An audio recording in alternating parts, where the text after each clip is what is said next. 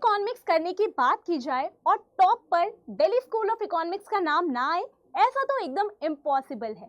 और हर एक स्टूडेंट जो अपनी पोस्ट ग्रेजुएशन को परस्यू करना चाहता है किसी भी सब्जेक्ट में, किसी भी फील्ड में, उनका सबसे मेन एम यही होता है कि जिस भी फील्ड में, जिस भी सब्जेक्ट में हम अपनी पोस्ट ग्रेजुएशन परस्यू कर रहे हैं उसमें हम टॉप यूनिवर्सिटी में, टॉप कॉलेज में एडमिशन ले पाएं। So hello everyone, welcome to CUET PG Adda. This is Priya, your educator and mentor for economics.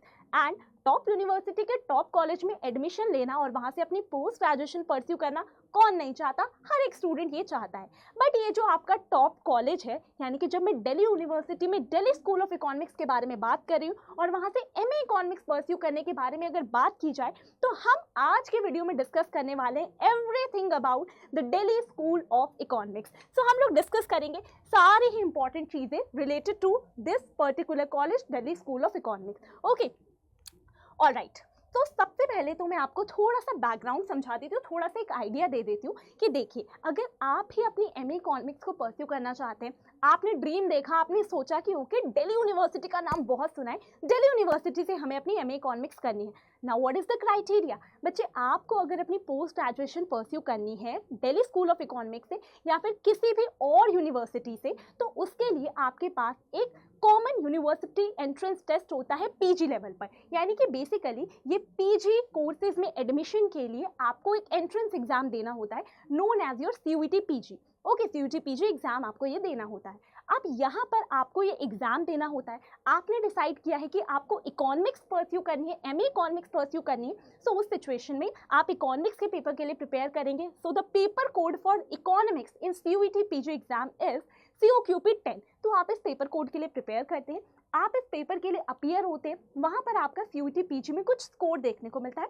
और स्कोर के बेसिस पर फिर डिफरेंट यूनिवर्सिटीज़ की अपनी कट ऑफ निकलती है एंड जिस भी यूनिवर्सिटी के आप कट ऑफ क्लियर करते हैं वहाँ पर जाकर आप एडमिशन ले सकते हैं, वहाँ पर आपको एडमिशन मिलता है। ओके, तो सिमिलरली दिल्ली यूनिवर्सिटी भी इन्हीं में से एक आपकी सेंट्रल यूनिवर्सिटी है, जिसमें अगर आपको पीजी कोर्सेज में एडमिशन चाहिए तो आपको सीयूईटी पीजी एग्जाम देना होगा and then university specific cut off को आपको क्लियर करना होगा, then you will get the admission. Okay, तो ये बात थी आपकी, अगर आपको एमए इकोनॉमिक्स परस्यू करनी है दिल्ली स्कूल ऑफ इकोनॉमिक्स से तो उसके लिए आपको क्या प्रोसीजर फॉलो करना पड़ता है। करेक्ट, चलिए नेक्स्ट हम लोग अगर दिल्ली स्कूल ऑफ इकोनॉमिक्स के रिलेटेड कुछ चीज़ों को समझे, जो बच्चों की क्वेरीज होती हैं, जो बच्चों के डाउट्स होते हैं, जो बच्चों के जानने में इंटरेस्ट होता है, वो क्या क्या चीज़ें हैं। सबसे पहले हम लोग बात करेंगे कि कितनी सीट्स हमें अराउंड देखने को मिलती है, एक ओवरऑल आइडिया लेंगे। जो इन्फॉर्मेशन आपको डीयू के द्वारा दी गई है उसी के अकॉर्डिंग हम लोग चीज़ों को देखेंगे। देन कट ऑफ कितनी जाती है, इस साल की 2025 में जो सीयूईटी पीजी एग्जाम हुआ वहाँ पर हमें इकोनॉमिक्स की कट ऑफ कितनी देखने को मिली। Then we will be talking about the fee structure, हम एक रफ आइडिया लेंगे कि फी किस रेंज में वेरी करती है एंड देन एट लास्ट हम लोग स्टूडेंट का सबसे ज़्यादा फेवरेट क्वेश्चन आंसर करेंगे कि करियर अपॉर्चुनिटीज़ क्या है। भैया इतना पढ़ रहे हैं, क्या क्या हमारे पास ऑप्शन अवेलेबल है। Okay, so first we will begin with this seat matrix. So ये जो दिल्ली यूनिवर्सिटी है उसके द्वारा दिया गया जो आपके पास इंफॉर्मेशन बुलेटिन है उसके अकॉर्डिंग ये इन्फॉर्मेशन आपके लिए अवेलेबल है। सो यहाँ पर बताया गया है कि जो डिपार्टमेंट ऑफ इकोनॉमिक्स है, तो बेसिकली है क्या, दिल्ली यूनिवर्सिटी में आपके पास दिल्ली स्कूल ऑफ इकोनॉमिक्स है। आप अगर एमए इकोनॉमिक्स परस्यू करते हैं तो आप कहाँ एडमिशन ले रहे हैं, आप डिपार्टमेंट ऑफ इकोनॉमिक्स में एडमिशन ले रहे हैं। Correct, okay. तो आप जब डिपार्टमेंट ऑफ इकोनॉमिक्स के बारे में हम लोग बात करते हैं तो यहाँ पर हमें कैटेगरी 1 में ये सारा सीट्स का एलोकेशन देखने को मिलता है। कैटेगरी 1 का मतलब है वो स्टूडेंट्स जो नॉन ड्यू स्टूडेंट्स हैं, यानी कि जिनकी ग्रेजुएशन दिल्ली यूनिवर्सिटी से नहीं हुई है। अब उन स्टूडेंट्स के बारे में बात करें तो वो स्टूडेंट्स अगर अनरिजर्व कैटेगरी से हैं तो उनके लिए 59 सीट, अगर वो एससी कैटेगरी से हैं तो 21 सीट, सिमिलरली एसटी के लिए 11, ओबीसी के लिए 39 एंड ईडब्ल्यूएस के लिए 15। देन नेक्स्ट क्या है, आपके पास है कैटेगरी 2। कैटेगरी 2 का मतलब क्या है, कैटेगरी 2 का मतलब है जो ड्यू स्टूडेंट्स हैं, यानी कि वो स्टूडेंट जिन्होंने अपनी ग्रेजुएशन दिल्ली यूनिवर्सिटी से ही कंप्लीट की है, वहीं से परस्यू की। अब ऐसे स्टूडेंट्स के लिए अगर हम लोग देखें तो डिपार्टमेंट ऑफ इकोनॉमिक्स में हमें क्या सीट एलोकेशन देखने को मिलता है, कितनी सीट्स अवेलेबल हैं। अनरिजर्व के लिए 59, एससी के लिए 22, एसटी के लिए 11, ओबीसी के लिए 39 एंड ईडब्ल्यूएस के लिए 14। तो इस तरीके से हमें कैटेगरी 1 एंड कैटेगरी 2 अलग अलग कैटेगरीज में अलग अलग फर्दर कैटेगरीज के लिए हमें क्या देखने को मिलता है, डिवीजन देखने को मिलता है सीट्स का। Okay, next if I talk about this years cut off, यानी कि जो इस साल हमें 2025 में कट ऑफ देखने को मिली डिफरेंट कैटेगरीज के लिए। तो चलिए फटाफट से एक बारी ये भी समझ लेते हैं। तो बच्चे हमें देखने को क्या मिला कि अगर आपको एमए इकोनॉमिक्स परस्यू करनी है, आपको Delhi School of economics, department of economics में एडमिशन लेना है, तो उस सिचुएशन में क्या आपको कट ऑफ क्लियर करनी होती है। तो पहले ही बता दूं कि ये जो कट ऑफ है बच्चे, इसको हमेशा ये मानकर चलिएगा कि मुझे मिनिमम इतने लाने हैं, मैक्सिमम हमेशा अपना ज़्यादा टारगेट कीजिएगा कि मुझे 250 240 इतने के अराउंड तो स्कोर करना ही करना है। ये नहीं कि ये कट ऑफ देखी जो मैं आपको समझा रही हूँ, बस सोच लिया ओके इतने तो आ ही जाएंगे लास्ट के 1 महीने में पढ़ के भी, ऐसा बिल्कुल भी नहीं करना। ओके, सो हम लोग एक आइडिया लेते हैं बच्चे, जो फर्स्ट कट ऑफ आई थी DU की एमए इकोनॉमिक्स के लिए, वहाँ पर क्या देखा गया कि जो अनरिजर्व कैटेगरी से स्टूडेंट्स थे और वो C1 कैटेगरी से थे, यानी कि वो स्टूडेंट्स जो नॉन ड्यू स्टूडेंट्स थे, उनके लिए जो कट ऑफ गई थी दैट इज 189। एंड जो C2 कैटेगरी के स्टूडेंट्स हैं या जो दिल्ली यूनिवर्सिटी से जिन्होंने अपनी ग्रेजुएशन परस्यू की है, उनके लिए 169।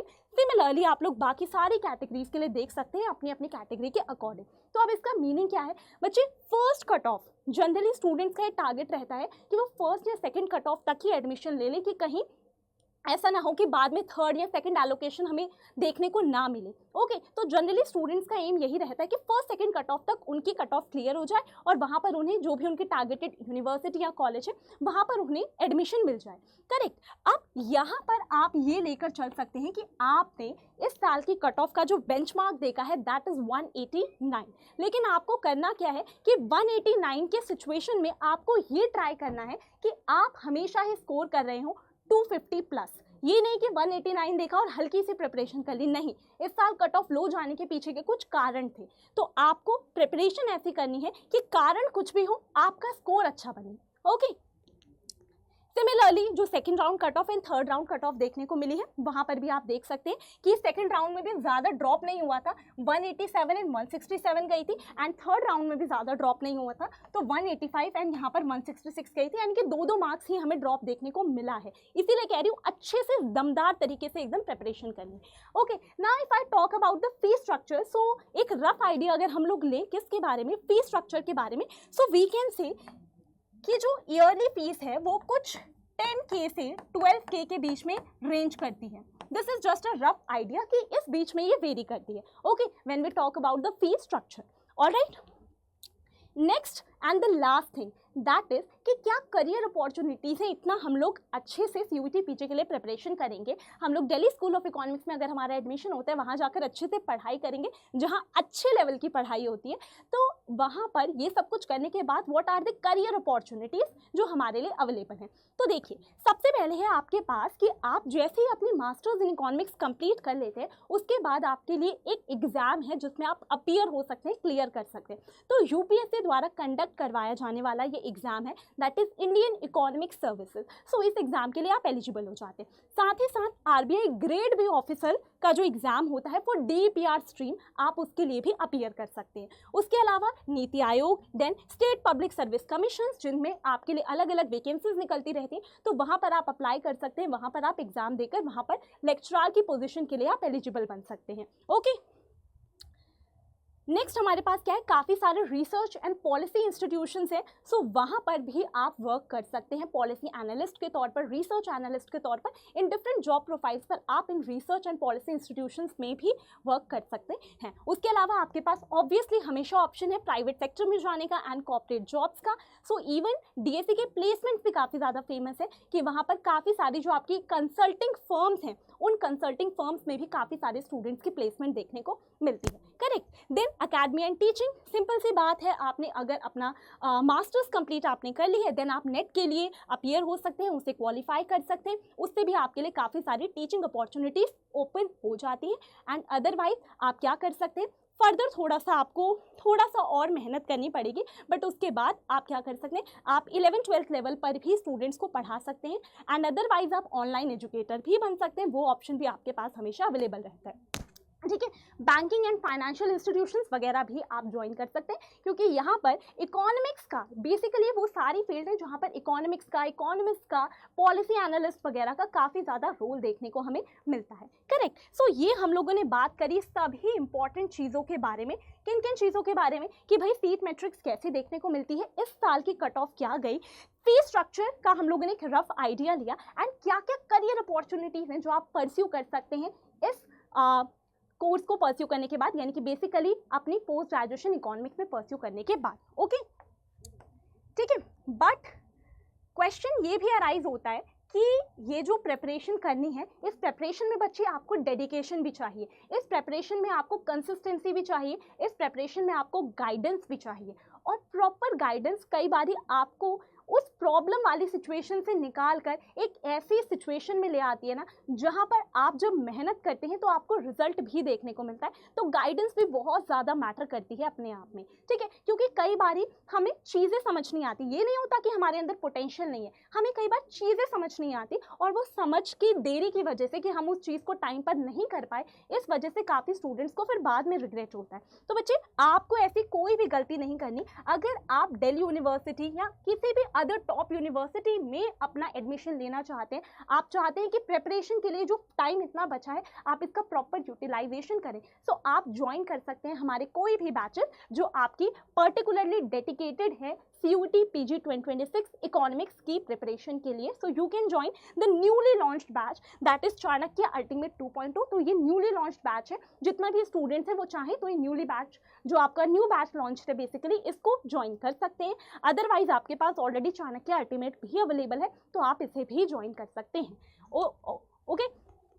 एंड अगर आपको बैच रिगार्डिंग किसी भी तरीके की क्वेरीज हैं, कोई भी डाउट्स हैं, किसी भी तरीके की कोई भी प्रॉब्लम है, आपको बैच रिगार्डिंग कोई भी चीज़ समझ में नहीं आ रही, so always you can mail me on my email ID that is priya.1@247.com and batch purchase करते हुए you can use the code PY19 to get the discount. इससे आपके लिए बैच प्राइस रिड्यूस हो जाता है। ओके। एंड साथ ही साथ जितने भी स्टूडेंट्स प्रिपरेशन कर रहे हैं उनके लिए एक इम्पॉर्टेंट चीज़ और है कि बच्चे, मेरा जो टेलीग्राम चैनल है आप वहाँ पर मुझसे कनेक्ट कर सकते हैं। तो बेसिकली मैं अपने टेलीग्राम चैनल पर सारे इंपॉर्टेंट अपडेट्स, आपके ऑब्जेक्टिव क्वेश्चन, इस तरीके की चीज़ें, बुक्स एंड ऑल की PDFs वगैरह मैं वहाँ पर आपके लिए अपलोड करती हूँ। साथ ही साथ जो मेरी डेली शाम 5 बजे लाइव क्लास होती है, जिसमें हम प्रिपेयर कर रहे हैं CUET PG 2026 के पूरे सिलेबस को कंप्लीट कर रहे हैं बेसिकली, वहाँ पर भी जो भी आपकी क्लास की PDFs होती हैं आपको मेरे टेलीग्राम चैनल पर वो भी देखने को मिलती है। सो आप ज्वाइन कर सकते हैं मेरा टेलीग्राम चैनल, यहाँ पर आप स्कैन कर मेरे टेलीग्राम चैनल को